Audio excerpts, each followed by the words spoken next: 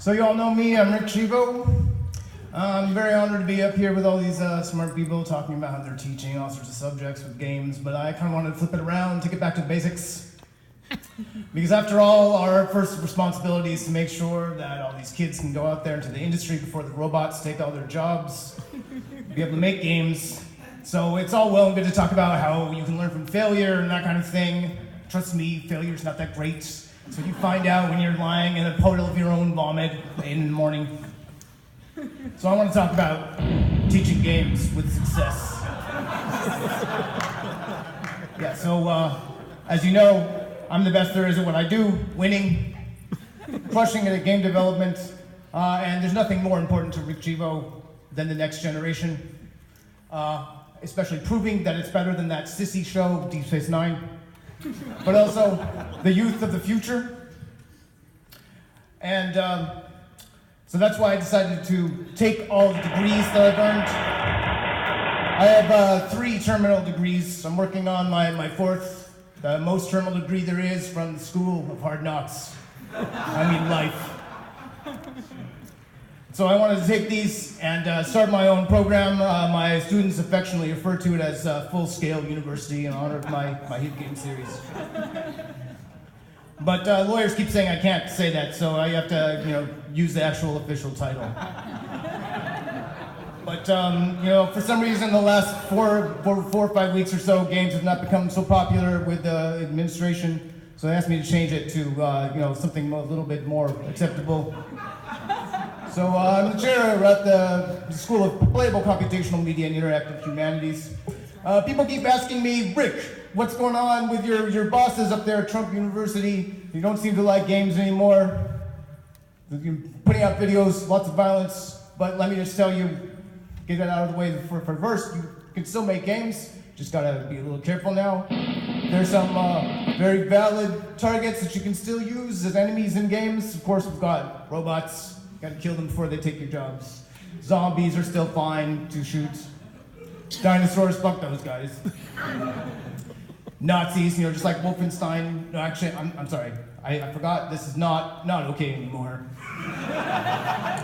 That's not okay, but you can shoot new Nazis, they're just as bad, and that's what I hear. I got a memo about it, and aliens are okay, any kind of alien's fine. And deep state bureaucrats. I'm pretty sure this includes journalists as well, especially game journalists. But that's a digression. Let me get right to talking about where the money's at. What do we teach students in the curriculum at my school? So, of course, this is the main class that I teach, is Basic White Guy Studies. If you want to teach people how to succeed, you got to look at proven models. And it's a well-known fact that over 80% of the game industry is guys, and somewhere like 60% of the success stories as well in the game industry are guys. So, we just teach you how to blend in, how to be as much like a straight white success story as you can. Of course, we have a class about gamification. It's been very easy to do in partnership with services like Fiverr and Uber. We just give students $5 and make them do humiliating things. They learn what it's like to be gamified. Class I'm really excited about, NPC studies. This is a real up-and-coming career. It's where you learn how to be an NPC in a game. One of these new immersive experiences catering to the fantasies of the 1%.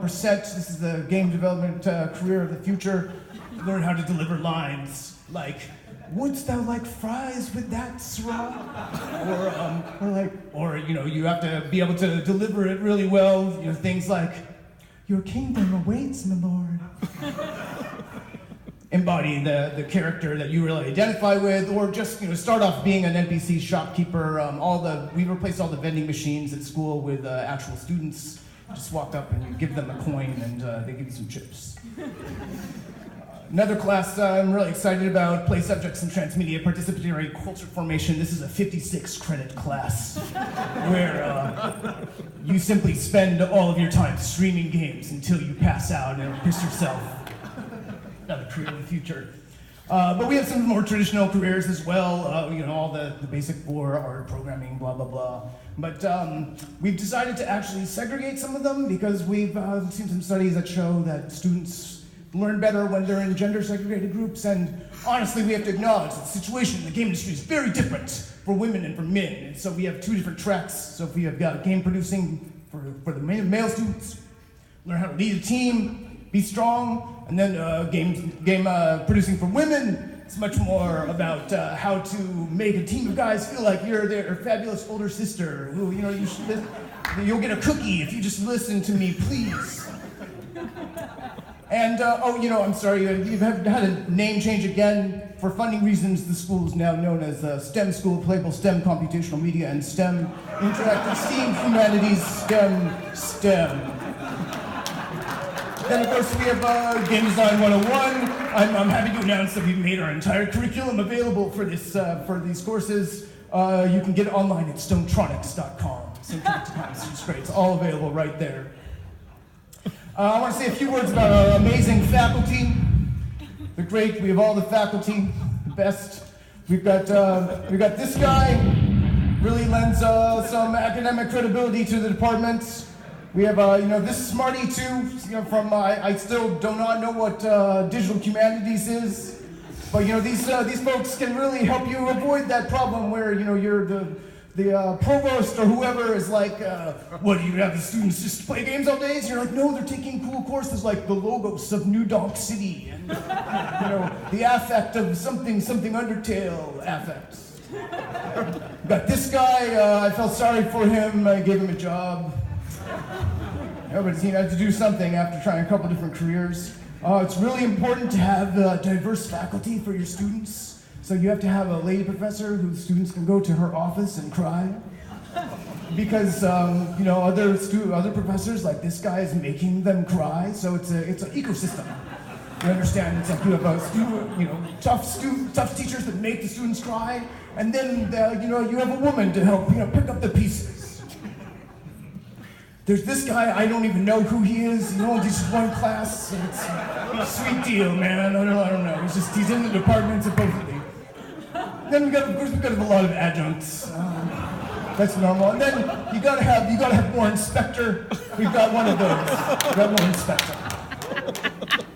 And then we have a lot of open positions right now. Anything having to do with VR, it doesn't matter. Just pitch me a class, right? And of course, this is all running on the blockchain. Yeah, using my patented cryptocurrency is used for everything. The adjuncts get paid in blockchain teaching. We call them teaching apprentices. It's more fantastic. They'll get paid in Rich Coin, patent pending. And you can spend that at those classmate/vending machines too. And the great thing, the blockchain, this is real. We're transforming education, folks. We've got a permanent ledger that tracks everything. If you ask a question in a class, it's right on the blockchain. It goes on there forever. All of your transcripts, evaluations as a teacher, it's all on the blockchain. This also allowed us to keep admin costs way down because we've got the world's first totally organic, centralized ledger. We call her Maud.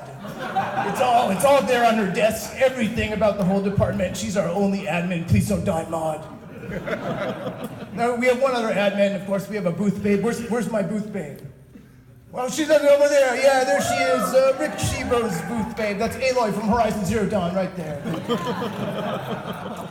All right, and the other great thing about having your own cryptocurrency is that who's really interested in getting their hands on cryptocurrency is the Princeton Review. It turns out there's a guy there who's in charge of the standards. If you fork over enough dough, you too can become #2 on the game design undergrad list. Yeah, Nodos. And that's I'm coming for you next, USC. That's right, be afraid if any of you are out there. And I'm not supposed to share this with you, but I can even give you some stats on the job placement rates from my department. So of course, the programmers, visual artists, students coming out, they're doing well. But you might be wondering, okay, what's going on with that game design track? It's really sort of spiking up over there. Well, I'm pleased to announce, we have a bunch of top positions for game design students, game design instructor at USC, game design instructor at NYU. Game design instructor at UCSC, at CMU, DigiPen, at Guildhall, yeah, they're all going on to staff all these wonderful places. So looking forward to working with all of you in the future. Thank you very much. I'm Ric Chivo. Out.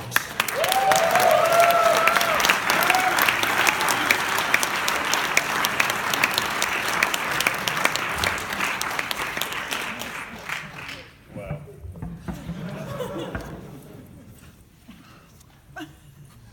That's our future, everyone. So, this is the fifth year of teaching games with games. Here's, for those of you who might have been here, some of our wonderful themes. I think year 2 might have been the best with the little creature and the cupcake. From rainbow gradients to hedgehogs, we have thematically organized our slides. So, this is the last year of the session. We're retiring it. Yes. But we're going to capture it all in book form. ETC Press has agreed to publish a book based on all 5 years of the sessions. Like all ETC Press books, it'll be available for free in some forms, in other forms